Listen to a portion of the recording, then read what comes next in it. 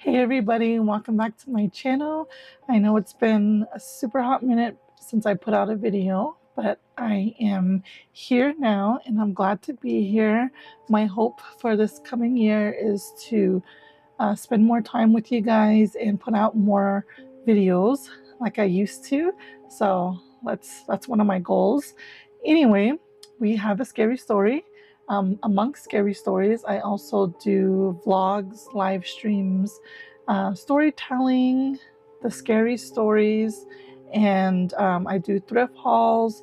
We do a little bit of everything here on my channel, so if that's something that you're interested in, make sure to subscribe to my channel right now.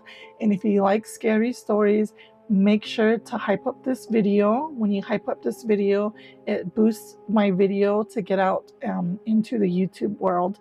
It costs nothing, absolutely nothing, to subscribe to my channel, and it costs nothing to like the video and hype it up. So please help me out there. For those of you who are new to my channel, the way it works is my subscribers will send me in their scary stories and by email, and I will read them to you for the very first time. So let's get started with our very first story of December. It's called The Stray. The location is Rama area, New Mexico. This happened to me when I was 15 years old. I am Navajo. I was walking up the dirt road to my house one day and I saw a big brown shaggy dog. I thought it was my neighbor's dog, so I didn't think anything about it. I wasn't scared because I owned a lot of dogs at the time. I had 2 dogs of my own already at my house. That evening, when I went to feed my dogs, I noticed that big brown one, and I must admit, it was an ugly looking dog that was lurking. I felt sorry for it, and it wasn't anything new to have a stray come to our house, so I decided to feed the dog. The next morning, I went to feed the dogs, and I saw the brown dog was out there again, so I made sure to feed all 3. At the time, I did not notice, but looking back, I saw that my 2 dogs did not want to go anywhere near the brown one. They didn't even want to eat with the dog. I would be sure to space out the feeding bowls far enough away. At this point, the big brown dog was eating by itself. I don't remember my parents at this time. They were both home, but I don't remember them having any concerns about the dog or even mentioning anything. Slowly but surely again, I started getting creeped out by the dog. I could feel myself dreading seeing the dog outside if I were to go outside. It was uncanny how still this dog was. When it saw me, it was like it watched me. All the dogs I have ever had were energetic and wandered the property. This dog did not even act like a dog. It just stayed still in one spot, and if I happened to be outside with it, it was fixated on me, observing. When I went to high school, there was no mid-school back then. You just went from elementary to high school.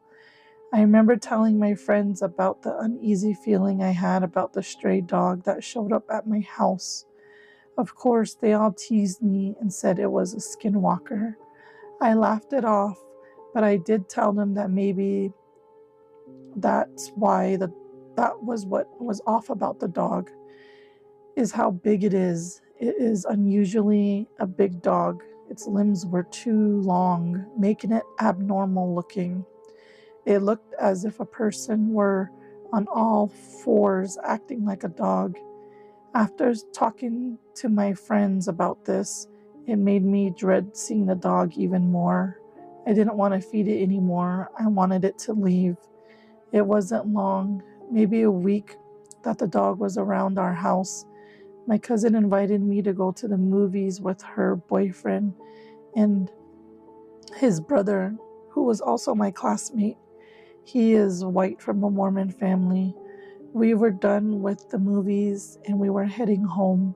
As we drew near to my house, it was dark And so I was telling my classmate about this dog that showed up at my house, and our other classmates might think it's a skinwalker. I told him it's a creepy dog and I don't like to be near it. We pulled up to my house and he offered to walk me to my door and to check this dog out. I walk to my door and he sees the dog. He walks up to the dog and is touching and patting it, and he says, "Are you a skinwalker? Are you a skinwalker?" I was mortified. I ran into my house quickly. Next morning, I got up to feed the dogs. The brown dog was gone, nowhere to be seen. I never ever saw it again after that.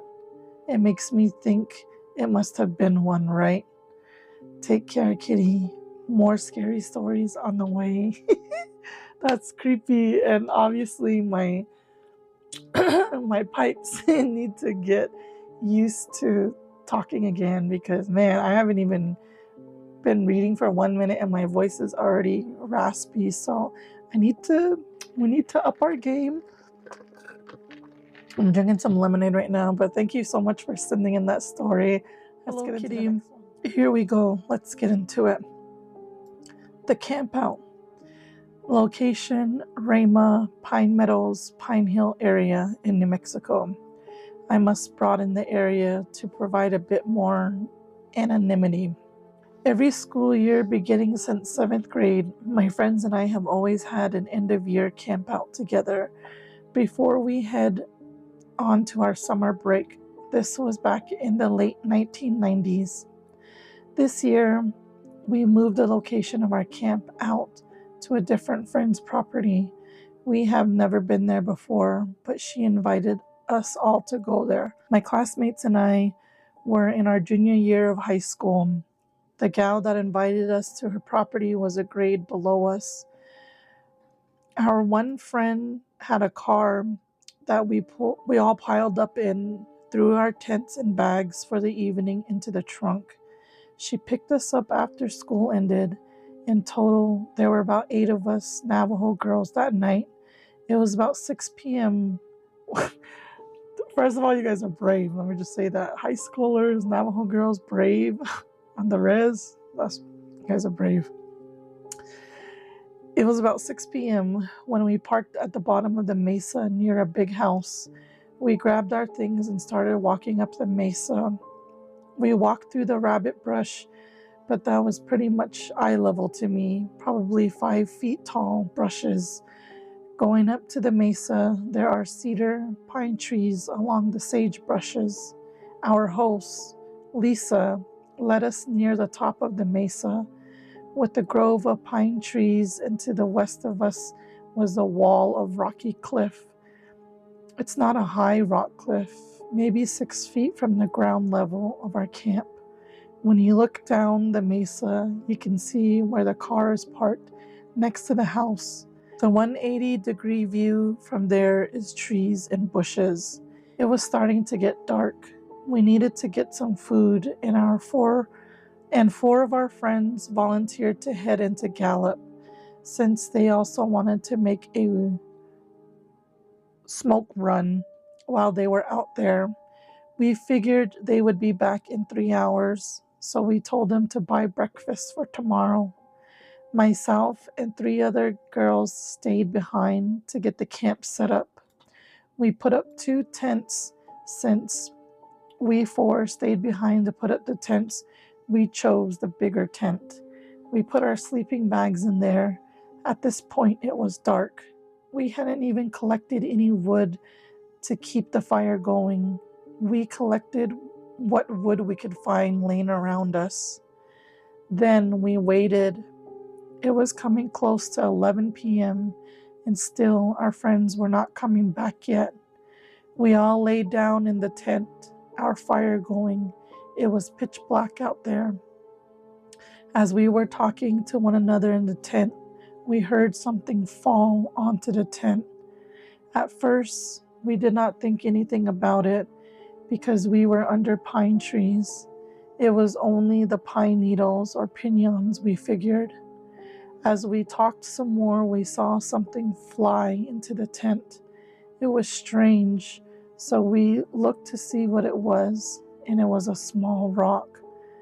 After we saw that, we got quiet. Then we heard something moving along the cliff above us.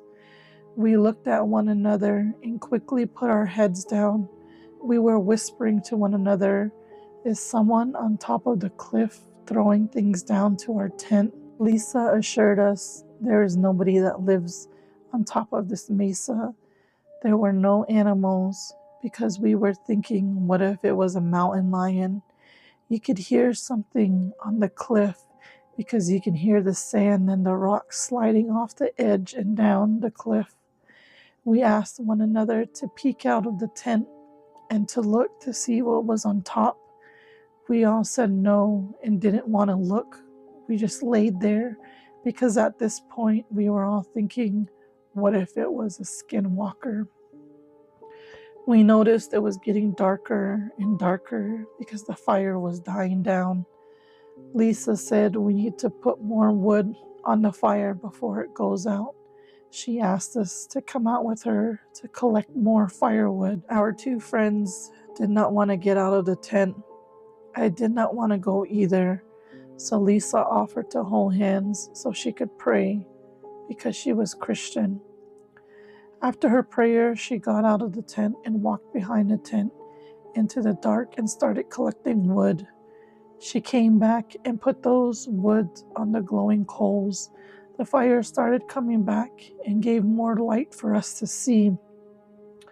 I got out of the tent to help her get more wood. I didn't look around or on top of the cliff. I just grabbed what wood I could and started piling it on top of the fire. It was starting to blaze like a bonfire. Once we had more light from the fire, we quieted it down and it didn't feel so scary. We all sat around the fire and checked the time. It was almost midnight. We were wondering if our friends were even coming back. Then we saw headlights for a brief moment down where we had parked earlier. We listened to see if we could hear them. We heard some voices, so we were happy that they finally arrived. We saw their flashlight come up the mesa. We waited, and they still hadn't come up to us. We saw the flashlight going in a different direction. We listened again to see if we could hear them, but nothing. It got quiet. We figured we were seeing things. Disappointed it wasn't them, we suddenly see our friends come up to us laughing. We greeted them, and they came over and sat down with us. We told them that we saw them with the flashlight, but then they seemed to be going in a different direction. That is when they told us that they parked on the bottom of the mesa, and when they started walking up, they looked for our campfire. When they looked, they saw 2 campfires. They did not know which one to go to. They were going in the other direction, but one of them said that wasn't the right direction, that they didn't remember the campfire being so far to the left of the mesa. We were freaked out when they told us that. When we told our friends about how something was throwing things at our tent earlier, we asked if they brought food. They apologized and said they forgot it in the car at the bottom of the mesa, along with the breakfast in the back seat. We were tired. We just went to sleep. I remember waking up early at dawn. I was very hungry. Lisa also woke up and she asked if I wanted to go down with her to get the breakfast and bring it back for our friends. I agreed. We got the keys and headed down. We carefully walked down the mesa. I did not want to trip on a rock or go rolling down. We came to the bottom where we went through the rabbit brush. It was still sort of dark, but the morning dawn light was in the sky. That's when I saw them. There were these black shadow things. They did not seem like a particular shape. I just remember seeing black shadows, darker than the dark, moving alongside of us in the rabbit brush. They moved pretty fast, like blurs, and it looked to be flanking us. Lisa, I could even hear it in my voice. It was a whisper and shaking. She whispered back, I know. Keep walking to the car. Don't be scared. Ignore them. Then Lisa started praying out loud. I followed close behind her, keeping my head down, looking at the ground. It felt like forever until we finally reached a car. I did not want to walk back up that mesa. Lisa said we could drive around the back and park on top of the mesa, which we did. By this time, the sun was out. I grabbed breakfast and waited for Lisa so I could follow her to camp. As we were walking, I noticed there were weird rocks on the left side of the trail. That's when Lisa told me, oh, that's a graveyard. What? Our camp was not far from that graveyard. No wonder we had such strange experiences there. I was flabbergasted. That was the end of the experience. But years later, I came to find from a coworker that the place we camped out is rumored to be a meeting place for skinwalkers. Makes me think about the campfire that our friends saw while they walked up to the mountain that night. Then I wonder what they would have found if they ended up walking to that campfire instead of ours. I have never been back in that area ever since that night. I'm sure we will be in the new year by the time you get this encounter. So happy New Year, Kitty. Take care. Man, you guessed it. I am so sorry, you guys. My small business, Bajan Beauty, we are a native-owned cosmetic brand. I also make handmade items like skirts, ribbon shirts, wallets, scrunchies, earrings. The handmaking part takes a lot of my time, and we've been busy since September. Since September, we've had at least 1 to 6 markets a week. It just depends. We've been super busy, and I think about you guys all the time, and I'm not ready to give up YouTube. I'm not going anywhere anytime soon. So I just want you guys to be good in that area, and I wanted to let you guys know that now that the holiday season is dying down, I'm able to do more of these. So make sure to start sending in your stories again. Let's get to the last one. Years ago, as a kid, I always found things that go bump in the night interesting. So one cold fall night, I asked my mom if she could tell me a spooky story. My mom has seen things that many people would call crazy, insane, or terrifying. Debating if she should tell a 10-year-old a scary story. Well, that just sums up living on the res, I guess. I eagerly sat down on the floor and listened intensely. Before she started, she told me that this is not her story, but her cousin's, and that there are some dark and terrifying things that do go bump in the night. I remember my mom's voice and the tense feeling as she told her story. The hair stood up on the back of my neck. And this is the story. She explained that when she was about 16 or 17, some of her cousins had come for a visit. They lived pretty far, maybe an hour from where she lived. So this was a surprise visit. My mom's aunt and her kids rarely visited, so it was a good surprise. My mom, aunt, and their older cousins decided to go for a walk and just talk, mostly gossip about life on the res. For some reason, their conversation steered towards the supernatural. Maybe it was the setting of the sun, or maybe her cousin wanted to get something off her shoulders. After a little persuasion, she finally opened up. Her mom and her siblings had decided they were going to visit their grandma that day, and they all piled into her mom's beat-up ride. This was rather an unusual warm spring afternoon, but it was a perfect day to go visit. Her siblings and herself were excited to go visit Grandma, since winter had made the roads unpassable with heavy snow that year, In the spring coming, the roads were muddy and rough. It was probably the whole winter that they hadn't seen Grandma. As they finally arrived at Grandma's, all the kids jumped and rushed in. They had spent the whole afternoon visiting and enjoying Grandma's company. As the hours passed, Grandma had wanted to visit with the other family members who lived a couple miles down the road. The younger kids were still playing. Mom and Grandma had decided they were going to visit and asked her to watch the kids. They told her their visit wasn't going to be long and that they would be back before the sunset. Grandma lived in a hogan with a wood stove. Since modern amenities were particularly non-existent, Grandma had no electricity or running water. With that, Grandma really had no door either, just a large piece of floorboard that was tied up with baling wire. As the evening quickly approached, my mom and Grandma hadn't come home yet. Night had finally come.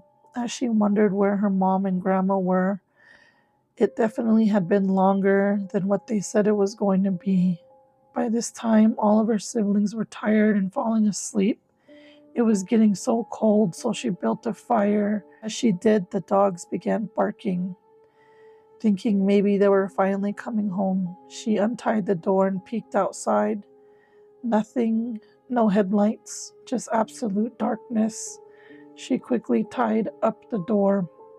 As she sat back down with the kids, a foul odor stung her nose. She said it smelled like death or something rotting.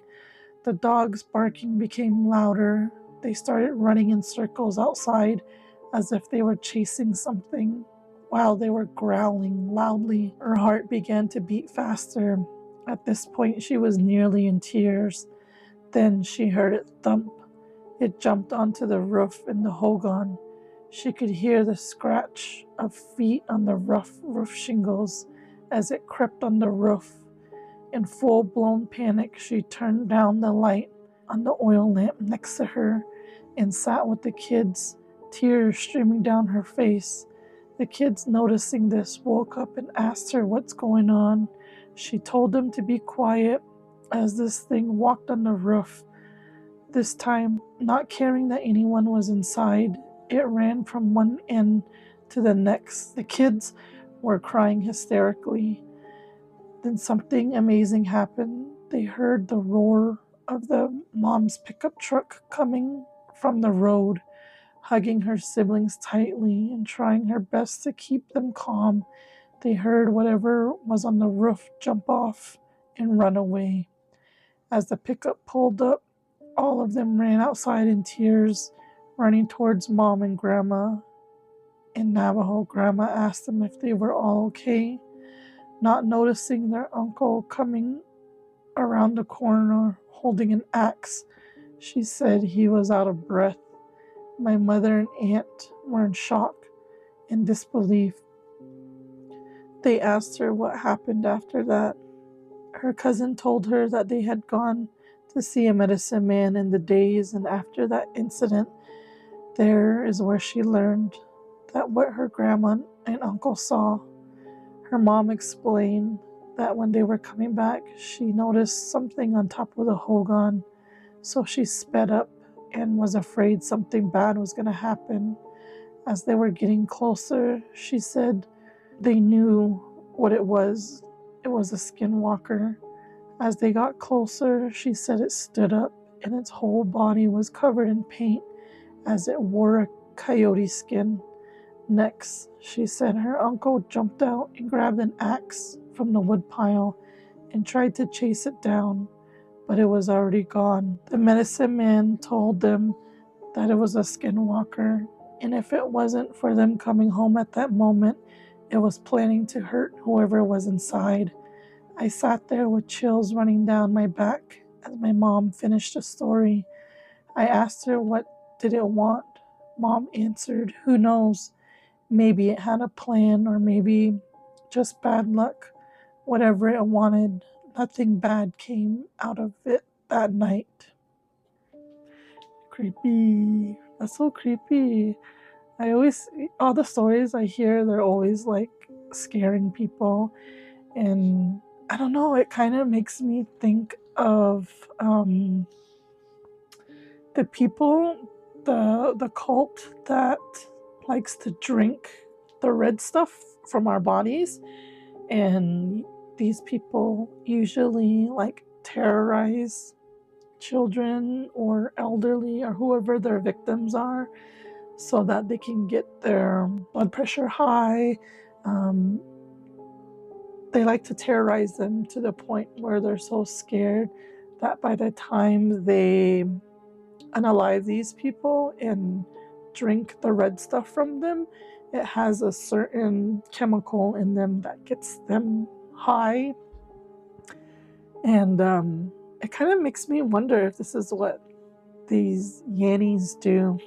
So let me know if anybody knows anything about that. It's kind of weird thing, but I kind of feel like a lot of witching stuff kind of correlate in some way. So I kind of feel like that's what they like to do, but I could be wrong. I don't know. I'm not a Yanny. Thank you so much for sending in your stories.